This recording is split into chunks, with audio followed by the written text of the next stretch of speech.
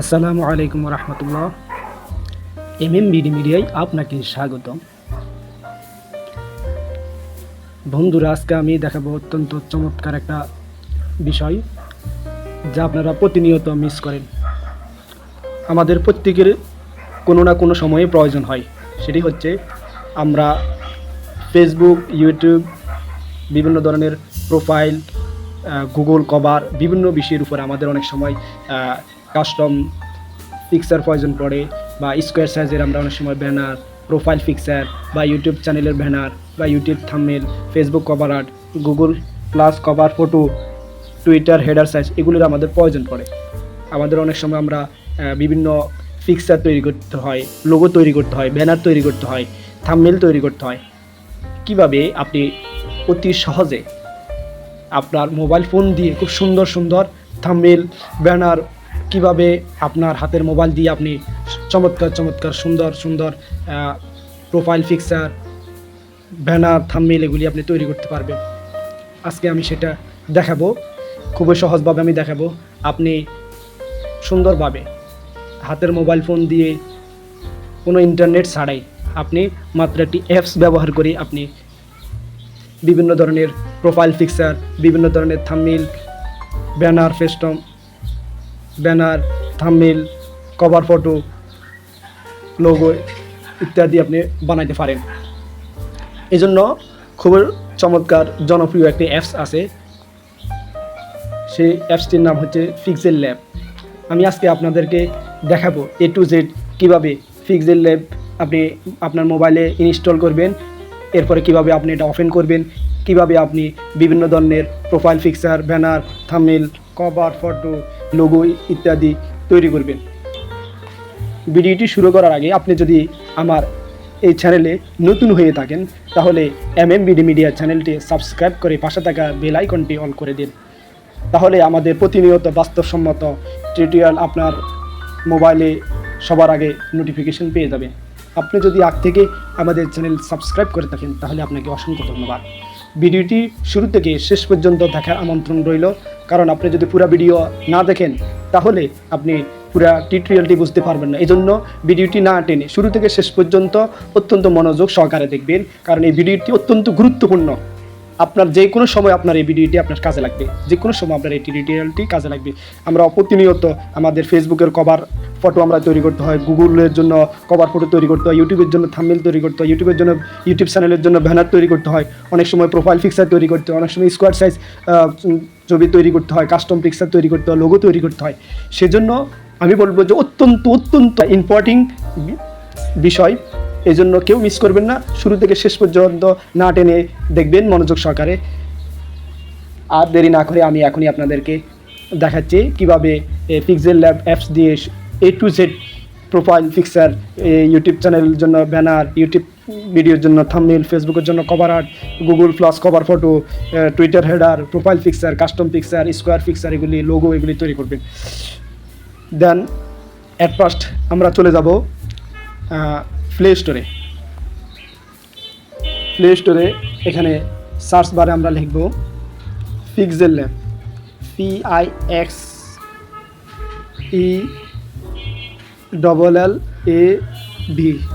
pixellab লিখে আমরা এখানে সার্চ করব। দেখেন এই যে pixellab লেখার সাথে সাথে এখানে উপরে দেখেন কর্নারে পিকচার এডিটর, এটার পাশে একটা ফি বর্ণের লোগো চলে এসেছে।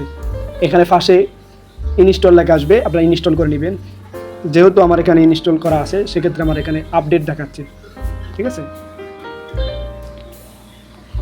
আমি এখানে আপডেট করে নিলাম, যেহেতু আমার এখানে আগ থেকে pixellabটা ইনস্টল করা আছে। আমি প্রায় ইউটিউবের যে ভিডিওগুলি আমি তৈরি করছি বেশিরভাগ থাম্বনেল এই pixellab অ্যাপস দিয়ে তৈরি। আমি এটা ওপেন করলাম। ওপেন করার পরে এরকম একটি ড্যাশবোর্ড আসবে, এরকম একটা ড্যাশবোর্ড আসবে।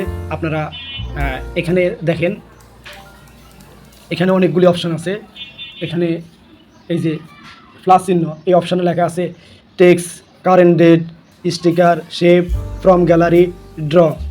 একটা একটা করে দেখাই। এখানে এই যে টেক্সট, এই যে ট্যাক্সে আপনি এখানে যে কোনো লেখা আপনি লিখতে পারবেন। MMBD মিডিয়া আমি এখানে লিখলাম। এটা কি ইচ্ছা করলে আপনি যে কোনো জায়গায় বসাতে পারবেন, এটার কালার আপনি চেঞ্জ করতে পারবেন। এগুলি আমি একটা একটা করে দেখাবো কিভাবে এটার কালার চেঞ্জ করতে হয়, কিভাবে কি করতে হয়। এরপরে এখানে পরবর্তী দিয়ে আছে কারেন্ট ডেট, আমি ইচ্ছা করলে এখানে ডেটটি বসাইতে পারবো। আমার আজকের ডেট হচ্ছে 26/4/2023, মানে এপ্রিল মাসের আজকে 26 তারিখ 2023 সাল। এটা ডেটটা অটোভাবে চলে এসেছে। আপনি ইচ্ছা করলে যে কোনো জায়গায় ছোটো বড়ো করে ডেটটা আপনি বসাতে পারবেন। এই ডেটটারও আপনি কালার চেঞ্জ করতে পারবেন, ঠিক আছে। এরপরের অপশানটা দেখেন স্টিকার। এখানে অনেকগুলি স্টিকার আসছে, এই যে নিচে দেখেন। এখান থেকে আপনি চাইলে যে কোনো স্টিকার আপনি বসাতে পারবেন, ঠিক আছে। এই যে এখানে স্টিকার আসছে, ইমোজি আসছে, এখানে অনেক ধরনের ইমোজি আসছে, আপনি ইচ্ছা করলে এগুলি বসাতে পারবেন। এরপরে প্লাস চিহ্ন গেলাম, এরপরে দেখেন লেখা আছে শেপ। এই যে শেপের উপরে ক্লিক করলাম, দেখেন এখানে একটা শেপ চলে এসেছে। আমরা এই যে এদের যে কোনো ধরনের এটারে বানাইতে পারি। এখানে ক্লিক করলে দেখেন অনেকগুলি শেপ এখানে আছে, ঠিক আছে।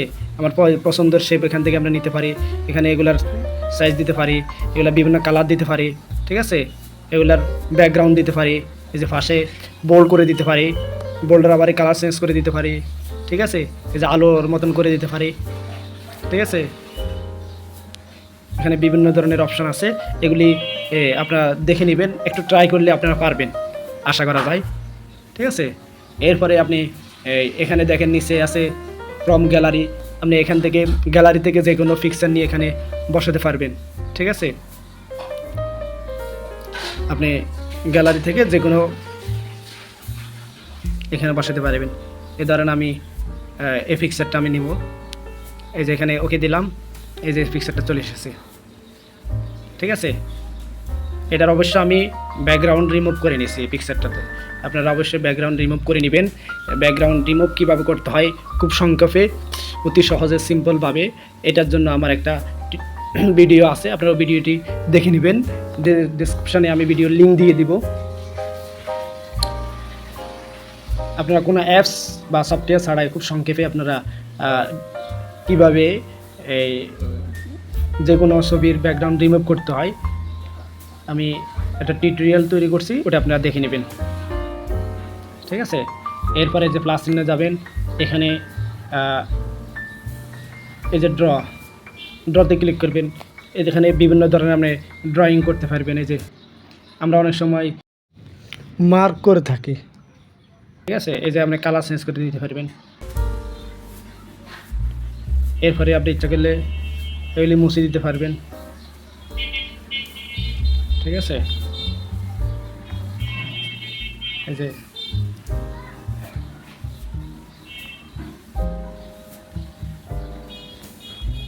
এখানে আপনি বিভিন্ন ধরনের অপশান আছে, অপশানগুলি দেখে নেবেন, ঠিক আছে। এখান থেকে আপনি ড্রয়িং করতে পারবেন, ঠিক আছে। এই যে এই অংশটা কেটে গেছে, আবার এই অংশটা আপনি কেটে ফেলবেন, এই অংশটা কেটে ফেলবেন, ঠিক আছে। এগুলি আপনি এই অপশান দিয়ে করতে পারবেন।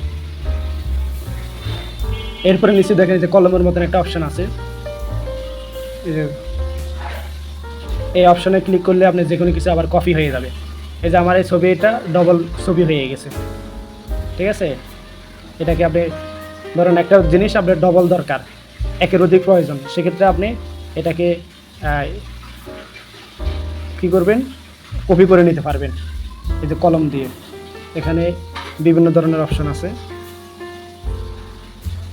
ঠিক আছে, অনেক অপশান আছে। এগুলি আপনারা যখন ট্রাই করবেন আপনারা অনেক ভালো জানতে পারবেন, ঠিক আছে। এরপরে এই যে নিচে ডিলিটের পাশে ডিলিট অপশান আছে, আমরা এখানে একটা একটা করে সবগুলো ডিলিট করে দিতে পারবো, ঠিক আছে। এই যে এগুলি যেটাকে আমরা সিলেক্ট করব, এরপরে সিলেক্ট করার পরে ডিলিট অপশানে যাব, ডিলিট হয়ে যাবে। সিলেক্ট করার পরে ডিলিট অপশান যাবে, ডিলিট করে দেব, এরপরে দেখেন পাশে একটা এখানে যে অপশানটা আছে এটা দিয়ে আমরা যে প্রজেক্ট বা যে ইমেজ আমরা তৈরি করব সেটাকে সেভ করতে পারবো। এরপরে এখানে যে একটা অপশান আছে, এই অপশানটা হচ্ছে আমরা যেগুলি ডিলিট করে ফেলছি, হঠাৎ মনে পড়লো যে না এটা আমার ডিলিট করার ঠিক হয় না, এটা আমার প্রয়োজন, তাহলে আমরা এই যে ব্যাক স্পেস দেবো, আবার সবগুলো চলে আসবে। দেখেন আমি যেগুলো ডিলিট করছি আবার সবগুলো কিন্তু চলে এসেছে। এখানে এটাকে আমরা সরাসরি এখান থেকে বিভিন্ন কিছুতে এটাকে শেয়ার দিতে পারি, এখান থেকে আমরা সেভও দিতে পারি, শেয়ারও দিতে পারি, ঠিক আছে। বিভিন্ন জিপিজি ফরম্যাটে শেয়ার দিতে পারি বা সেভ করতে পারি, বা পিএনজি ফরম্যাটে শেয়ার দিতে পারি, সেভ করতে পারি, ঠিক আছে। এটাকে বিভিন্ন ধরনের high, low, medium, very high, ultra, default এই ধরনের আমরা রেজুলেশন দিতে পারি বা, ঠিক আছে। এই যেখানে একটা প্লাস চিহ্ন আসছে, প্লাস চিহ্নতে আমরা এটাকে 100% করে দেখতে পারি, জুম করে, ঠিক আছে। যে কোনো ছোটো বিষয়কে আমরা বড় করে দেখতে পারি। বন্ধুরা আজকে এই পর্যন্ত, কারণ ভিডিওটি অনেক বড় হয়ে গেছে। আমি পরবর্তী অংশটুকু পরবর্তী পর্বে আলোচনা করব, কারণ এক পর্বে যদি আমি পুরা ভিডিও তৈরি করি অনেক লম্বা হয়ে যায়। এজন্য পরবর্তী পর্বে আপনারা বাকি বিষয়টি দেখতে পারবেন, জানতে পারবেন। ভিডিওটি আপনাদের কেমন লাগছে লাইক, কমেন্ট, শেয়ার করে জানাবেন। ভিডিওটি ধৈর্য সহকারে দেখার জন্য আপনাকে অসংখ্য ধন্যবাদ। পরবর্তী ভিডিওর আমন্ত্রণ রেখে আজকের জন্য এখানে বিদায় নিচ্ছি। সবাই ভালো থাকবেন, সুস্থ থাকবেন, MMBD মিডিয়ার সাথে থাকবেন। ধন্যবাদ।